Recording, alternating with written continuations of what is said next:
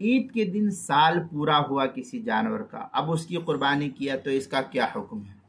چنانچہ جو بکرا گزشتہ سال عید کے روز پیدا ہوا ہے اس کی قربانی امسال عید کے دوسرے دن کرنا جائز ہے۔ مثلا 10 ذی الحجہ کو یہ جانور پیدا ہوا تھا 10 بجے، تو آئندہ سال بھی اس جانور کی قربانی 10 ذی الحجہ کو 10 بجے کے بعد ہی کرنا جائز ہوگا، اگر اس سے پہلے کیا ہے تو جائز نہیں ہوگا، یا نہیں تو 10 ذی الحجہ کو چھوڑ کر کے 11 ذی الحجہ کو کرے تو یہ بہتر اور افضل ہے، کیونکہ سال پورا ہو چکا ہے۔ اب یہاں پر فقہ لکھتے ہیں، ذکر الفقہ قالوا الجزع من الغنم ابن 6 اشہر والسنہ منہ ابن السنہ، وذکر القاضی فی شرح مختصر التحاوی فی السنہ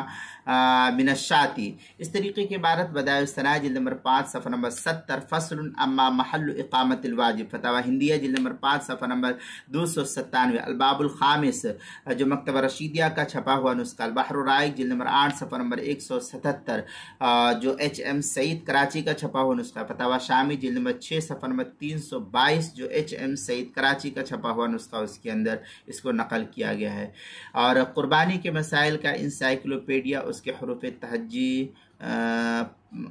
حروف تہجی عین عنوان ہے عید کے دن سال پورا ہوا، صفحہ نمبر 105 پر اس کو نقل کیا گیا ہے۔